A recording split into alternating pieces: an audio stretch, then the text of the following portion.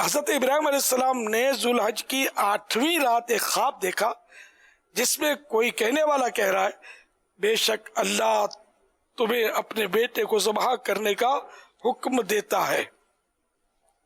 آپ صبح سے شام تک اس بارے میں غور فرماتے رہے کہ یہ خواب اللہ پاک کی طرف سے یا شیطان کی جانب سے۔ اسی لیے 8 ذوالحج کا نام یوم الترویہ یعنی سوچ بچار کا دن رکھا گیا۔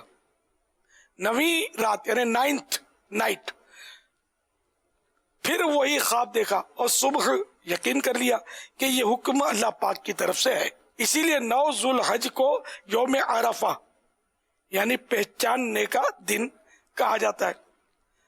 10ویں رات پھر وہی خواب دیکھنے کے بعد آپ علیہ السلام نے صبح اس خواب پر عمل کرنے یعنی بیٹے کی قربانی کا پکا ارادہ فرما لیا، جس کی وجہ سے 10 ذوالحج کو یوم النحر یعنی ذبح کا دن کہا جاتا ہے۔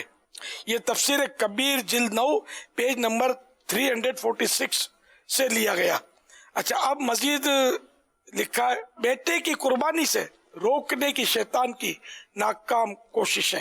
اللہ پاک کے حکم پر عمل کرتے ہوئے بیٹے کی قربانی کے لیے حضرت ابراہیم علیہ السلام نے جب اپنے پیارے بیٹے حضرت ابراہیم علیہ السلام کو، جن کی عمر اس وقت 7 سال یا 13 سال یا اس سے تھوڑی زائد یعنی 7 ایئرس یا 13 ایئرس یا اس سے تھوڑی زیادہ تھی، لے کر چلے، شیطان ان کی جان پہچان والے ایک شخص کی صورت میں ظاہر ہوا اور پوچھنے لگا ابراہیم کہاں کا ارادہ ہے؟ ارشاد فرمایا ایک کام سے جا رہا ہوں۔ اس نے پوچھا کیا آپ اسماعیل کو ذبح کرنے جا رہے ہیں؟ حضرت ابراہیم علیہ السلام نے فرمایا کیا تم نے کسی باپ کو دیکھا ہے کہ وہ اپنے بیٹے کو ذبح کرے؟ شیطان بولا جی ہاں، آپ کو دیکھ رہا ہوں نا، کیا آپ اسی کام کے لیے تو جا رہے ہیں؟ کیا آپ یہ سمجھتے ہیں کہ اللہ پاک نے آپ کو اس بات کا حکم دیا ہے؟ آپ سمجھتے ہیں کہ اللہ پاک نے آپ کو اس کا حکم دیا ہے؟ حضرت ابراہیم علیہ السلام نے ارشاد فرمایا اگر اللہ پاک نے مجھے اس بات کا حکم دیا ہے تو پھر میں اس کی فرمانبرداری کروں گا۔ یہاں سے مایوس ہو کر شیطان حضرت اسماعیل علیہ السلام کی امی جان حضرت حاجرہ رضی اللہ عنہا کے پاس آیا اور ان سے پوچھا ابراہیم آپ کے بیٹے کو لے کر کہاں گئے ہیں؟ حضرت حاجرہ نے جواب دیا وہ اپنے ایک کام سے گئے ہیں۔ شیطان نے کہا وہ انہیں ذبح کرنے کے لیے لے گئے ہیں۔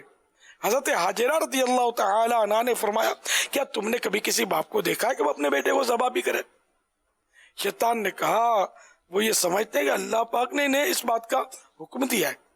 یہ سن کر حضرت حاجرہ رضی اللہ تعالی عنہ نے ارشاد فرمایا اگر ایسا ہے تو انہوں نے اللہ پاک کی فرما برداری کر کے بہت اچھا کیا۔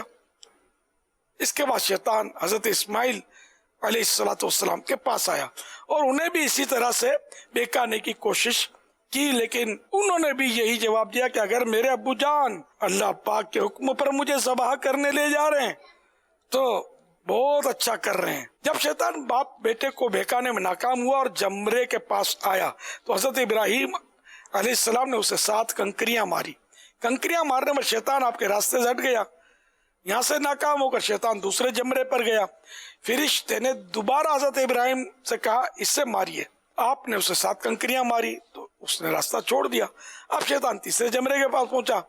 حضرت ابراہیم علیہ السلام نے فرشتے کے کہنے پر ایک بار پھر 7 کنکریاں ماری تو شیطان نے راستہ چھوڑ دیا۔ شیطان کو 3 مقامات پر کنکریاں مارنے کی یاد باقی رکھی گئی ہے اور آج بھی حاجی ان تینوں جگہوں پر کنکریاں مارتے ہیں۔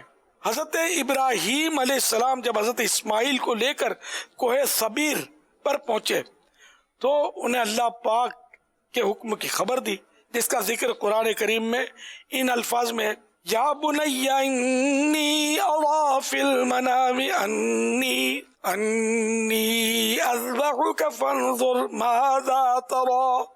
ترجمہ کنز ایمان، اے میرے بیٹے میں نے خواب دیکھا میں تجھے ذبح کرتا ہوں اور اب تو دیکھ تیری کیا رائے ہے؟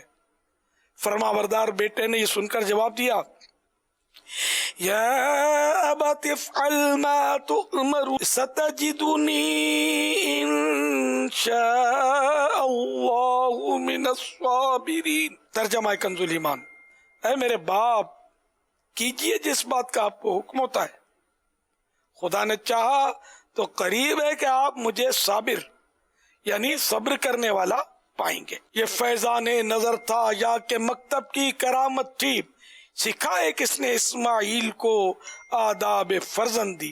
حضرت اسماعیل علیہ السلام نے اپنے والد محترم سے مزید عرض کی، ابو جان ذبح کرنے سے پہلے مجھے رسیوں سے مضبوط باندھ دیجئے تاکہ میں ہل نہ سکوں، کیونکہ مجھے ڈر ہے کہ کہیں میرے ثواب میں کمی نہ ہو جائے، اور میرے خون کے چیٹوں سے اپنے کپڑے بچا کر رکھیے تاکہ انہیں دیکھ کر میری امی جان غمگین نہ ہو۔ چھری خوب تیز کر لیجئے تاکہ میرے گلے پر اچھی طرح چل جائے، یعنی گلا فوراً کٹ جائے، کیونکہ موت بہت سخت ہوتی ہے۔ آپ مجھے ذبح کرنے کے لیے پیشانی کے بل لٹائیے، یعنی چہرہ زمین کی طرف ہو، تاکہ آپ کی نظر میرے چہرے پر نہ پڑے، اور جب آپ میری امی جان کے پاس جائیں تو انہیں میرا سلام پہنچا دیجیے، اور اگر آپ مناسب سمجھیں تو میری قمیص انہیں دے دیجیے، اس سے ان کو تسلی ہوگی اور صبر آ جائے گا۔ حضرت ابراہیم علیہ السلام نے ارشاد فرمایا، اے میرے بیٹے، تم اللہ پاک کے حکم پر عمل کرنے میں میرے کیسے عمدہ مددگار ثابت ہو رہے ہو۔ پھر جس طرح حضرت اسماعیل علیہ السلام نے کہا تھا ان کو اسی طرح باندھ دیا، اپنی چھری تیز کی، حضرت اسماعیل علیہ السلام کو پیشانی کے بل لٹا دیا، ان کے چہرے سے نظر ہٹا لی اور ان کے گلے پر چھری چلا دی، لیکن چھری نے اپنا کام نہ کیا، یعنی گلا نہ کاٹا۔